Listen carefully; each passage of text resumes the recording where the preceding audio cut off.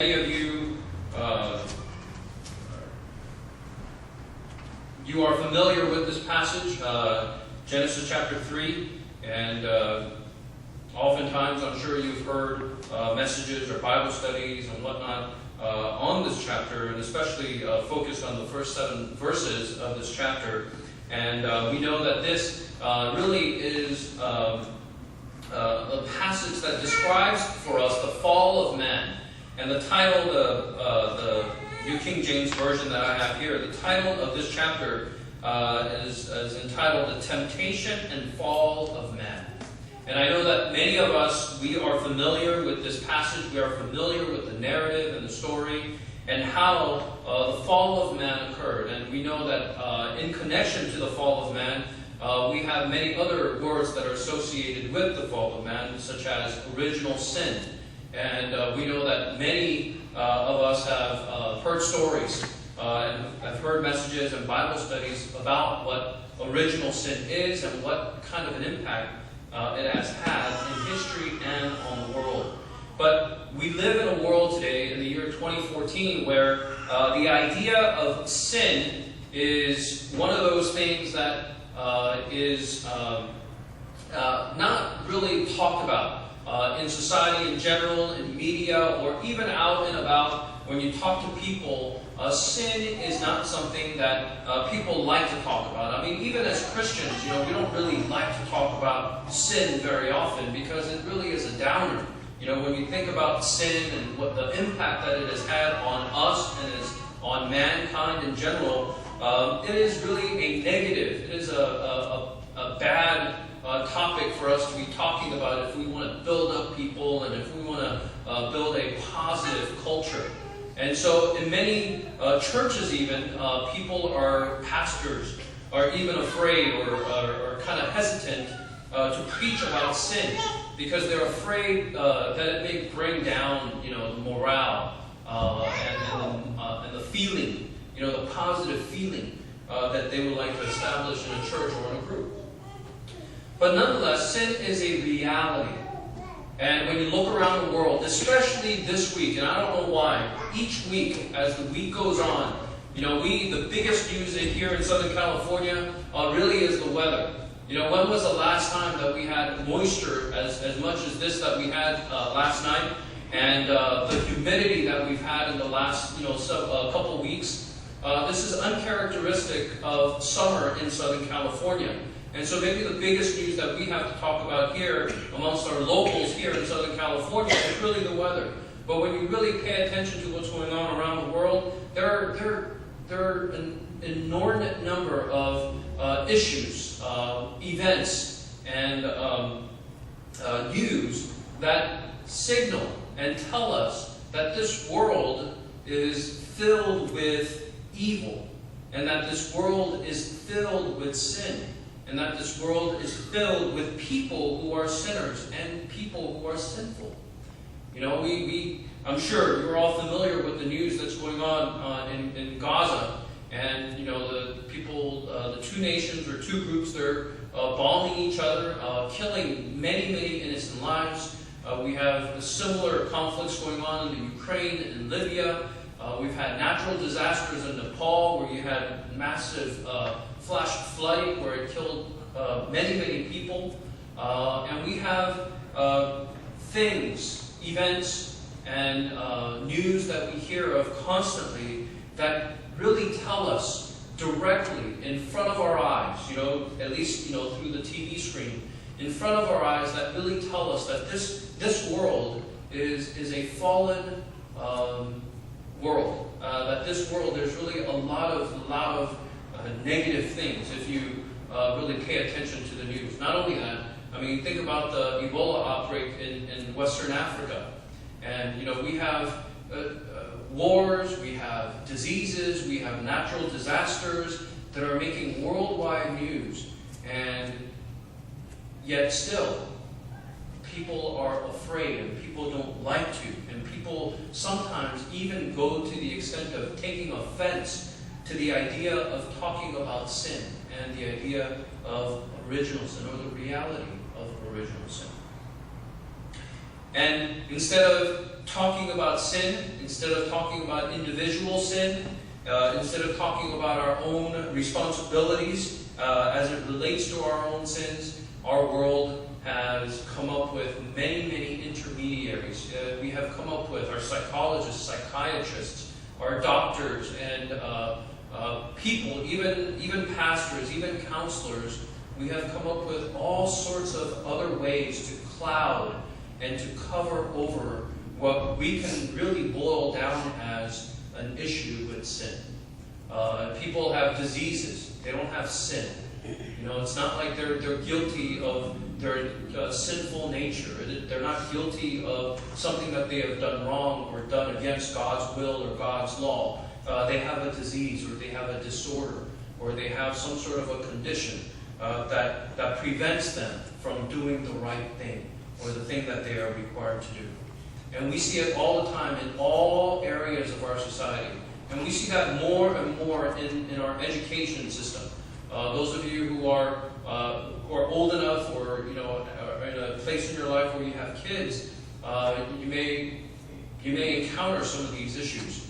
In schools, there are kids with all sorts of different disorders. There are kids at schools that are attending schools on medication because they have all of these different disorders. And instead of really dealing with the root cause or the root issues of whatever this is, ultimately boiling down to sin, it is called something. It is called some sort of a disorder or an illness, and they have medication. They have pills that control, or at least they proclaim that they have pills or medication that can control all of these things. But as a Christian, I think it's important for us to understand, and coming back to chapter 3 of Genesis, it reminds us that our world, your world, the world that we all live in, it is a direct result of what happened in Genesis chapter 3.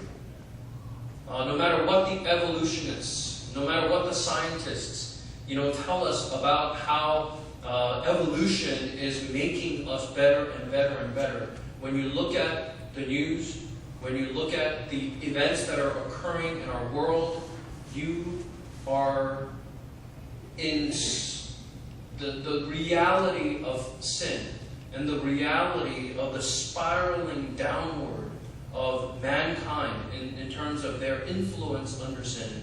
It smacks right in your face. It is a daily reminder. Anytime you turn on the news, it is a daily reminder of how this world is a fallen and sinful world. And we are just getting, as a society, we are getting worse and worse and worse. And as we get worse and worse and worse as a society, we become better and better at covering over those sins. And really, these aren't things that are new. When you look at the narrative in chapter 3, these are things that go way back to Genesis chapter 3. So when we look at Genesis chapter 3, before we get there, I would like to start us off by looking at chapter 2, verse 25, which is the last verse of chapter 2. And really that was the culmination, it was the finish, it was a capstone to God's creation. The capstone was the creation of man. It was the creation of man and woman who would control and who would rule over all the things, all the universe that God has created.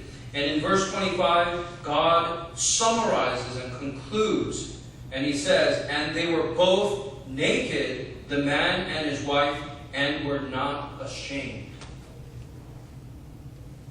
And it's interesting how he sums up all of creation from the beginning of chapter 1 to the end of chapter 2. Everything, all the wondrous things that God created from the outer limits of the universe, who, many people don't, astronomers and astrophysicists, they still don't think that the universe, or we know the end of the universe. They still believe that the universe is expanding.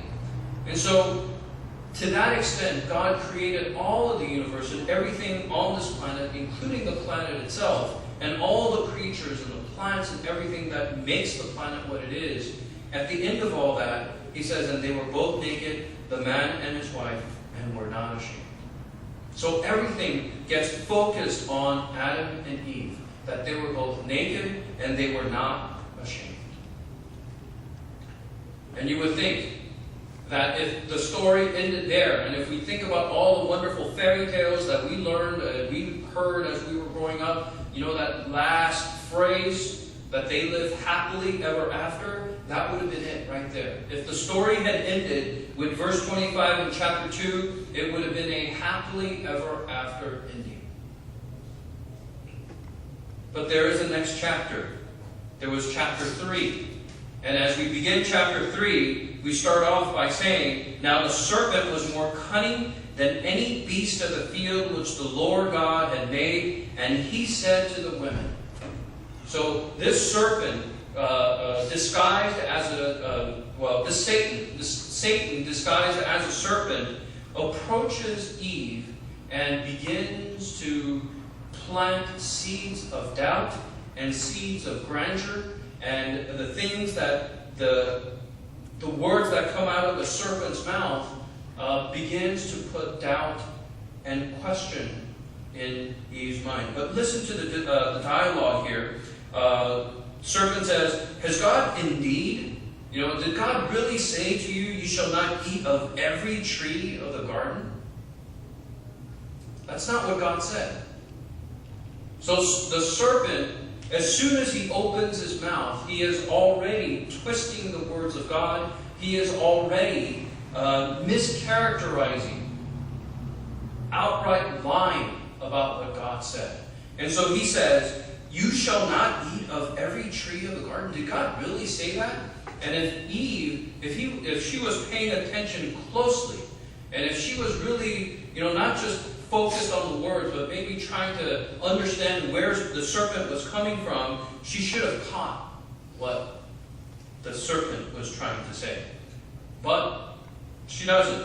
In verse 2, the woman said to the serpent, "We may eat the fruit of the trees of the garden, but of the fruit of the tree which is in the midst of the garden, God has said, you shall not eat it, nor shall you touch it, lest you die."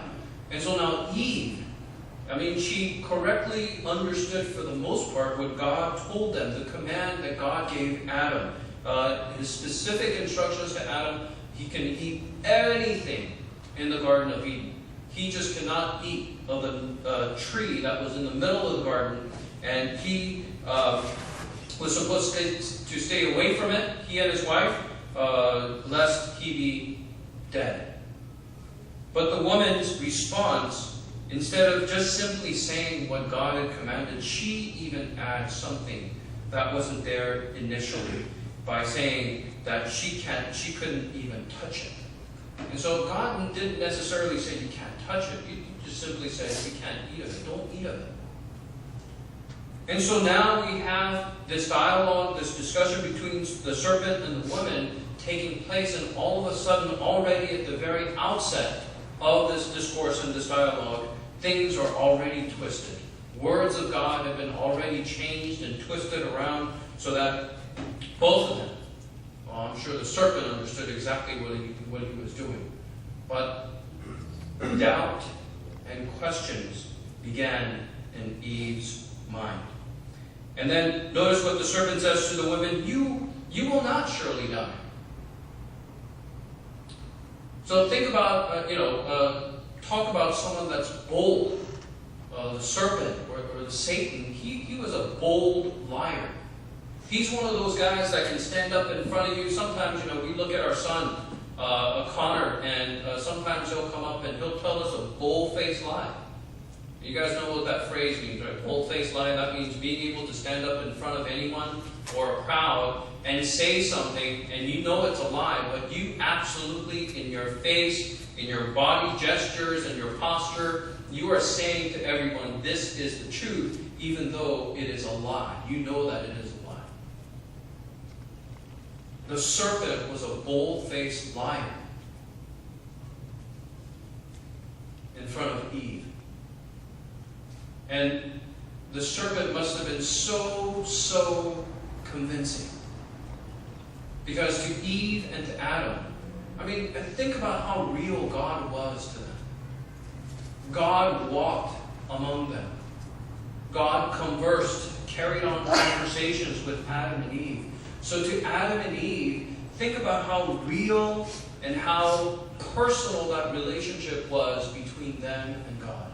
And yet, this serpent shows up in Eve's face and tells Eve this bold-faced lie, imagine how convincing the serpent was. And when he says, "You shall not surely die," Eve, her interest, her curiosity is piqued. And the serpent gives Eve a reason as to why you will not surely die. And he says, "God knows that in the day you eat of it, your eyes will be opened and you will be like God, knowing good and evil." So when the woman saw that the tree was good for food, that it was pleasant to the eyes, and a tree desirable to make one wise, she took of its fruit and ate. So you notice what happens here. She looks at the fruit, she sees how wonderful, beautiful it looked. She also is thinking about, when she's looking at that fruit, she isn't thinking about what God told her. She is now thinking about what the serpent told her. And instead of looking at that fruit genuinely, in truth, as to what God told her, she is looking at that fruit in light of what the serpent told her, and she is now imagining, daydreaming, unsure, thinking about all the wonderful things that would happen if she just simply takes a bite of that fruit. So now the words of God have been dismissed, put in the back of her mind. She can only think about that fruit in light of what the serpent told her. It looks good, and it's beautiful, it looks delicious, and on top of that, the serpent just told her that you will be like God if you eat of this. And so, that temptation, she cannot withhold or hold back from any longer, so she takes and eats. And she also gave to her husband with her, and he ate. I mean, there's really no long discourse about how long it took Adam to eat of the fruit there. You know, Eve simply gave it to him like a dumb guy. He took it and he ate it seems. There's absolutely no argument on the part of Adam. Adam doesn't say, "Wait a second, what are you doing?" He's not even there to interrupt or to stop Eve from taking the fruit. He's just simply there almost on the sideline, quiet, watching all these things happen. And when Eve says, okay, she takes a bite of it, and she simply gives it to the husband, Adam simply takes and eats. You would think that Adam, the one who actually received the words from God himself, that he would somehow stop what was going on. That even if Eve had taken a bite of the fruit, that when it was offered to him, that he would be reminded of the words that God had spoken to him. And he would be the one to put a stop to it. But he doesn't. In verse 7, then the eyes of both of them were open, and they knew that they were naked, and they sewed fig leaves together and made themselves coverings. And I would like to focus on this idea of this fig leaves. Why did Adam and Eve all of a sudden realize, after they had taken of the fruit, why did they all of a sudden realize that they were naked? Of all things, why did they realize that they were naked? And why did they have this impulse to go find leaves and sew them together so that they would be covered? You almost want to say this is instinct. This is human instinct. This is when the human instinct is kicked in. Because in the way that Adam and Eve were created, they were created in the image of God. They were created so that they would reflect and glorify God. So that they would be God's representative upon this creation. And be God's representative, glorifying and honoring, emulating and doing things that would glorify and bring honor to Him. And so, as soon as they disobeyed God's command, they realized that they were not as innocent, that they were not as pure, that some point, as soon as they took of that bite, they realized that they had broken something. They realized that they had broken something there. They realized that there was something off. When they were living in a state of innocence, when they were living in a state of pure good, when they were living in the presence of a holy and righteous God, there was absolutely nothing to be ashamed of. even as naked people. But when they sinned, the first thing that happened was that their eyes were both opened and they realized that they were naked. And they had to sew fig leaves together so that they can cover themselves up. To make a long story short, the point that we're trying to make, or the point that we're trying to understand, is if people, our society, you, us, and our society, if we do not acknowledge the reality of sin, if we do not acknowledge the reality of original sin, if we don't acknowledge and understand that man is sinful, that man is fallen, and that all the things that we try to do to cover up our own sins, I mean, think about it, we're all clothed, right? None of us walk around naked, because that would be extremely embarrassing, right? People don't walk around naked unless they're on drugs of some sort. When they totally lose their inhibitions and they totally lose their senses. All the different illnesses and conditions that we have come up with, our doctors and our people that have all these degrees, these things are feeble. These are all ineffective attempts and efforts in trying to cover up our sins. Think about how ineffective Adam and Eve's attempt to cover themselves up was. They sewed fig leaves. Have you guys seen fig leaves? I don't know exactly how big they get, but the fig leaves that I've seen, they're not that big. They're maybe this size, or maybe the size of your palm at the very most. And imagine, Adam and Eve realizing that they sinned, and all of a sudden they realize they're naked. And so they're going around looking for stuff to kind of sew together. And they go and they find fig leaves, and I don't know exactly how they sewed. But, they were able to sew these fig leaves together, and they covered themselves up. Did that really do anything? I mean, did that really cover their sin? Did that really cover the fact that they disobeyed God?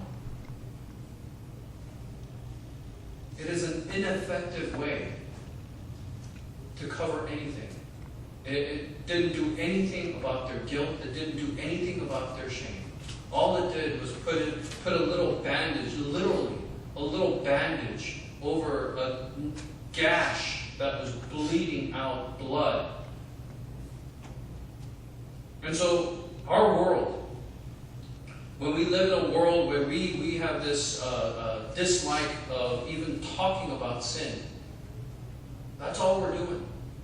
We're putting bandages on these things that we have labeled different things, but ultimately when you boil it down, it is a result of our sinful condition. And all we're doing is putting bandages on all of these things. And we are all living in denial. Our culture and our society, we're living in denial. But what our culture and our society tells us is that's okay. That's okay.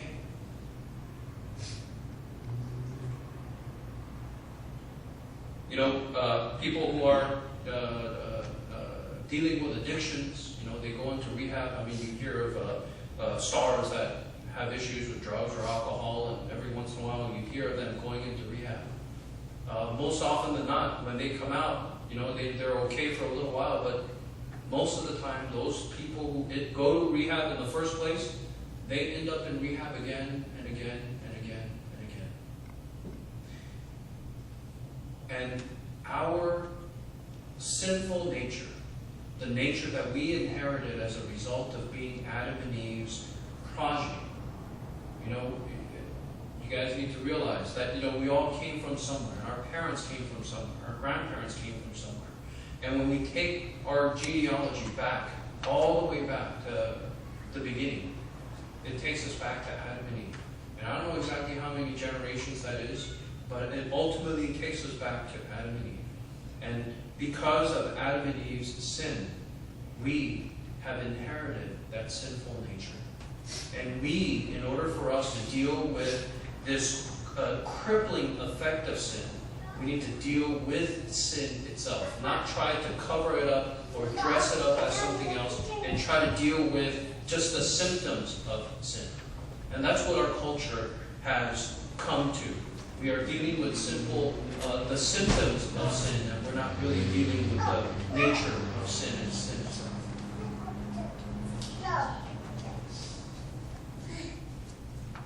Brothers and sisters, I would like to encourage all of us, when the world is afraid to talk about sin, when the world is afraid to talk about the Bible, when the world is afraid and really, not even afraid, they're afraid, but the way that they show it is they show anger toward anyone who would like to even talk about sin and try to blame people for their sins or hold people accountable for their sins.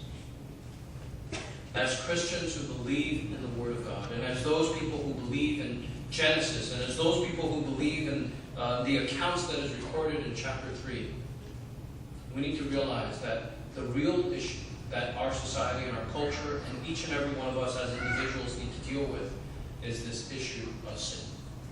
And the only way that we will have a covering that will take away the genuine guilt of our sin is to not cover ourselves up with leaves, is not to cover ourselves with labels, is not for us to simply cover over all the symptoms of sin that we have created for ourselves and our society. But the only solution, the only covering that will truly get rid of and truly is a solution to our sin problem is the covering that we have been given by our Lord and Savior Jesus Christ. And that's really the solution. That's really the only solution that we have. Like I said, we see Adam and Eve feebly, helplessly trying to do something to cover up their shame, and they did what they could. But notice what God does. Even though God does kick Adam and Eve out of the Garden of Eden before He kicks them out, God does take a skin, animal skin, to cover them, to clothe them.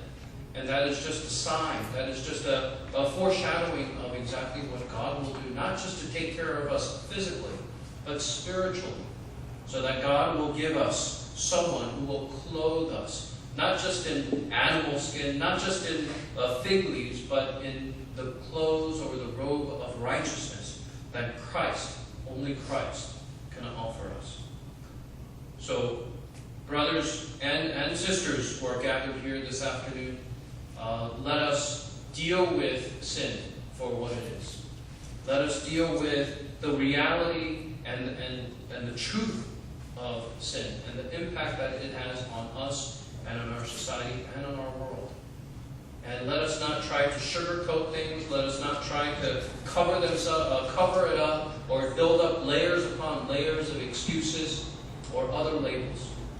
Let us deal with sin directly. And the only way that we deal with sin directly is through Christ. And to solely rely on Him for our salvation, our forgiveness, but also our imputed righteousness, where we can stand firm on the foundation that God has granted us and given us through Christ. Let's pray.